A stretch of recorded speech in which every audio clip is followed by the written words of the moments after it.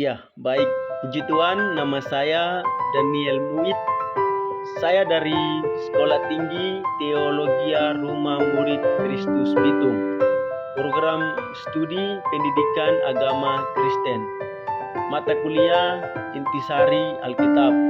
Nah, pada kesempatan kali ini saya akan menjelaskan materi tentang Alkitab yang terbuka. Alkitab yang terbuka. Nah, saudara, Alkitab yang terbuka ini, Alkitab itu tersusun secara sistematis atau teratur, progresif, dan tak terbatas waktu. Nah, kita akan lihat 8 irisan di dalam Alkitab yang terbuka ini. Kita akan membagi menjadi 2 bagian, yaitu 4 bagian dalam Perjanjian Lama dan 4 bagian dalam bagian Perjanjian Baru. Nah, kita akan lihat bahwa Perjanjian Lama itu berkaitan atau berhubungan dengan Perjanjian Baru. Kita lihat kitab Taurat itu berhubungan dengan kitab Injil, dan kitab sejarah berhubungan dengan kitab Kisah Para Rasul, dan kitab puisi berhubungan dengan kitab surat-surat Rasul Paulus, dan kitab nubuatan berkaitan dengan kitab Wahyu. Nah, kita akan lihat dalam Alkitab itu ditulis di 1600 tahun, yaitu Perjanjian Lama ditulis selama 1500 tahun, dan Perjanjian Baru ditulis selama 100 tahun.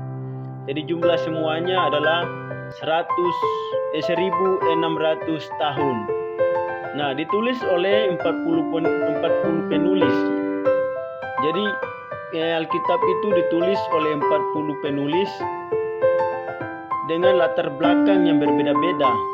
Ada orang biasa, pedagang, imam, pemangkas pohon, pemimpin militer, penjaga, raja, dan bankir. Nah, tapi 4 penulis ini, mereka menulis hal yang berkesinambungan tentang satu tema, yaitu kemuliaan Allah. Mereka menulis satu tema, yaitu tentang kemuliaan Allah.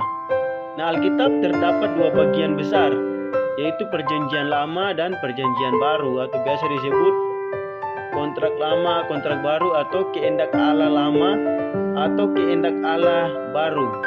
Nah, 2 bagian besar ini 39 kitab Perjanjian Lama dan 27 kitab Perjanjian Baru.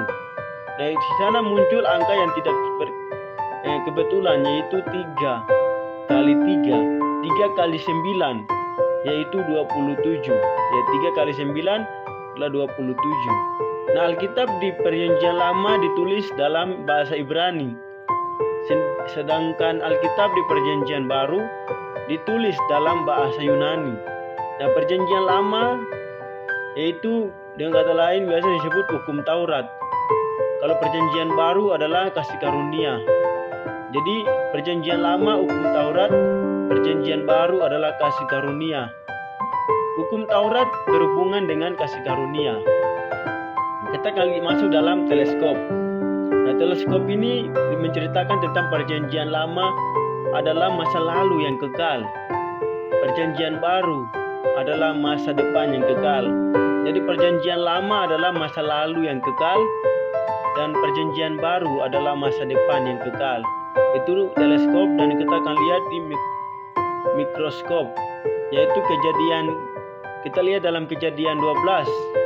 Kejadian pasal 12. Di sana janji kepada Abraham yang menjadi benang merah hubungan antara Perjanjian Lama dan Perjanjian Baru. Jadi di dalam Kejadian pasal 12 itu menceritakan tentang satu tokoh dalam Alkitab yang bernama Abraham, yang menjadi benang merah hubungan antara Perjanjian Lama dan Perjanjian Baru. Kesimpulan, Alkitab tersusun secara rapi dan terhubung secara luar biasa, dan menuju kepada pelayanan Tuhan Yesus untuk menyelamatkan manusia dengan mati di kayu salib. Puji Tuhan, terima kasih.